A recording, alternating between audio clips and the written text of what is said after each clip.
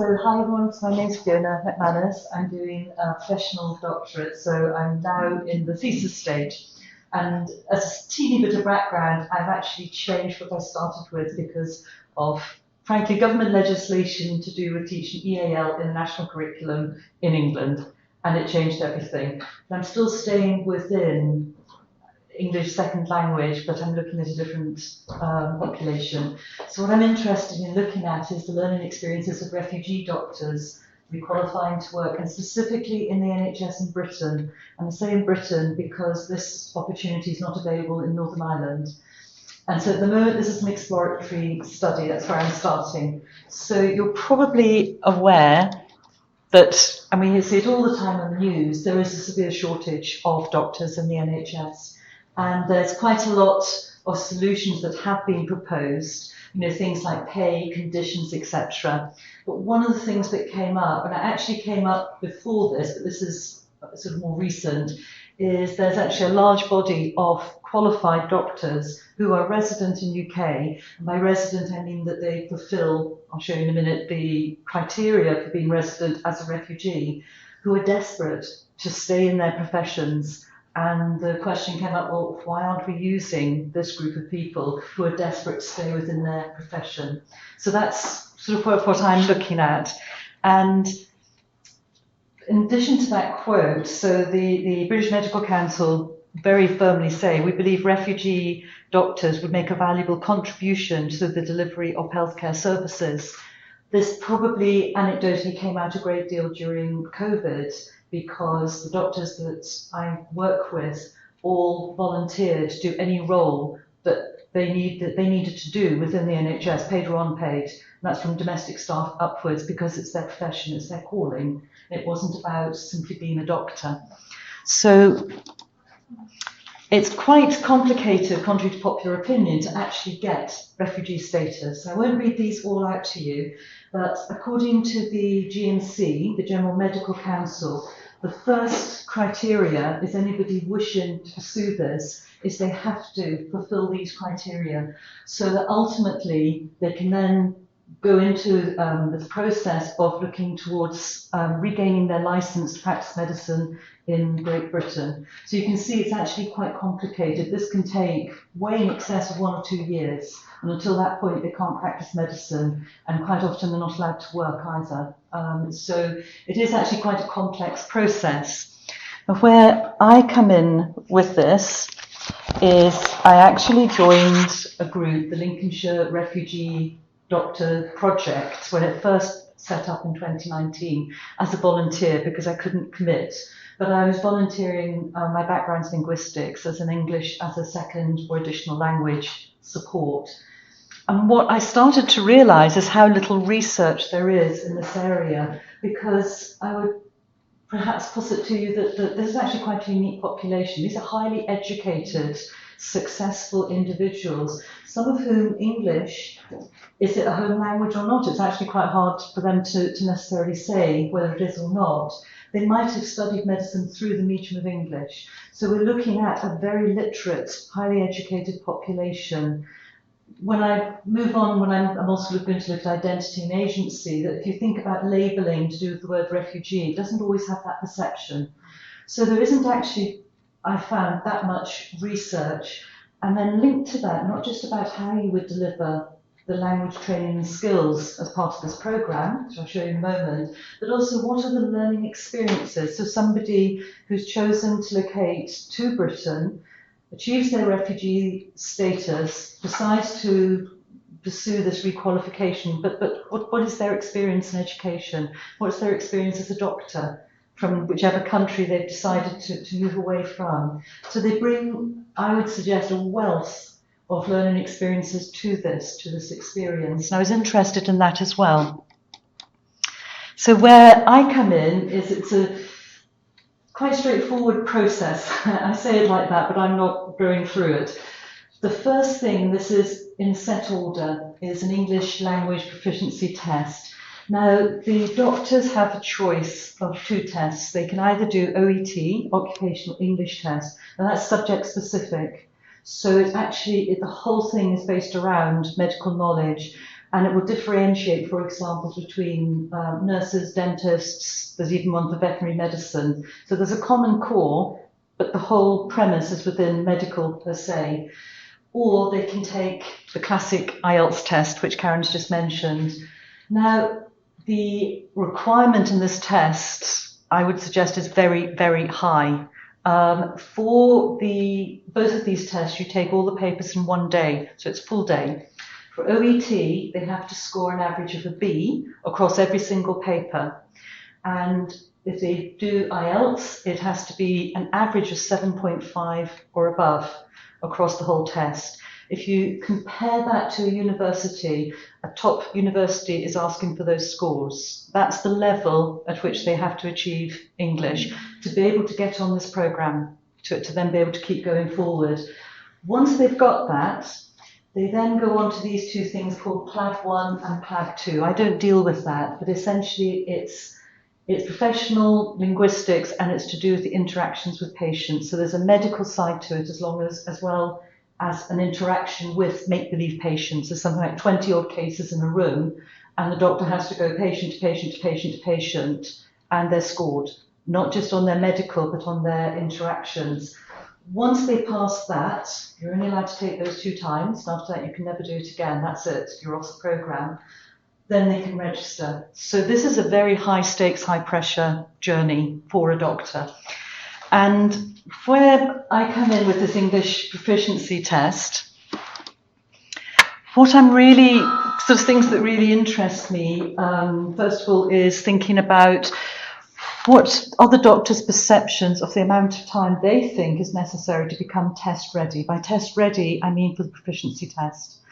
And that question's come up more anecdotally, I guess, because when I've been teaching, we have a very different perception quite often, the time I think it's going to take on the time that perhaps some of the literature guesstimates it would take. But the literature is not always looking at background. It's not necessarily looking at somebody who's already highly educated, who's already highly literate. It's sometimes looking at somebody who's coming in at a much lesser proficiency level and perhaps not such a strong background. Then my other question was, how do the refugee doctors think that test readiness should be identified? So should it be identified by testing, by ongoing formative assessment, by a mock test? Or is it acceptable that the person can say, well, actually, I think I'm ready? How is that working between the deliverer? I'm never sure whether to say teacher or tutor. I'm probably more comfortable saying tutor because this is it's not a school teacher kind of relationship. You know, you have quite equal power perhaps going on with this. So with the tutor. The other question I was quite interested in is to do with washback, and I'll look at that in a moment. And by washback, I'm meaning essentially the kind of feedback, the things that go back into a curriculum, into the teaching. How much is taken from the refugee doctors that's influencing what they're going to be then studying or what's going to be delivered, and how much is totally driven by the tutor, and perhaps what are common ways of seeing the way that English as a second language could or should be taught. And then thinking about the difference between the perceptions here between the doctors and the tutors. I want both sides of this. And so at the moment where I am is I'm putting together a pilot study. So it's sort of, the ethics are quite complex because even though the doctors they have gone onto the programme, there are only 6 programmes in the whole of Britain. So it's highly competitive. Obviously there's a lot of assessments, not just qualifications, but psychological assessments, because their background might be from one of trauma. There might be issues that need to be addressed. So the ethics for this are actually quite complex because I do have to make sure that that is, that's high on my agenda. If somebody did become distressed during my research, I'll be doing interviews, which I'll show you in a minute, then are the processes in place? But the reverse is, what might I hear? I will also need to take account of that for myself because it could be something quite grueling that I'm not perhaps able to deal with. So this is where I am at the moment. I'm looking at IPA, which is why I was so interested in what you were saying. It's convenience sampling for the pilot study because I actually am involved with this group. So I have access to the group. And I'm looking for convergence and divergence, essentially, between the perceptions of the things I've looked at. So I won't read these to you, but this is, at the moment, it's a draft of what I would like my questions to be, either to the doctor or to the tutor. And you'll see there is a crossover, because I'm trying to see both sides of this. I will be using semi-structured interviews, and I'm going to record using Otter AI, which I completely adore, because I love the fact that I can keep the sound as well as the text. If it goes beyond this, then I'm going to go with that. I'm looking at probably 2 hours per interview. In my pilot, I hope to recruit 4 doctors. I'm not putting in a variable as to where they are in their journey, because at the moment I would just like 4 people. And also that might bring up maybe preconceptions, and then perhaps people who've finished, what they then talk about, how things might have changed. And I have access to 1 language tutor. All going well in a perfect world, what I'd like to do is if methodologically it's sound, if it works, I'd like to then redo it in at least 2 of the other centres in Britain, because yes, there will be refugee doctors, but there might be differences in terms of where they're from. I don't know, there doesn't seem to be any knowledge across each of these programmes as to how each one is delivered. So if it's delivered differently, I might get quite different information. So at the moment, there's quite a lot to do. And when I mentioned washback, sorry, I'm just mindful of my time, I won't go into lots of detail. 3 minutes. So washback can be positive or negative. I'm looking at the washback from the learners, the refugee doctors, as to how it goes into the curriculum, if it does, which is the programme, and then again from the teacher-tutor.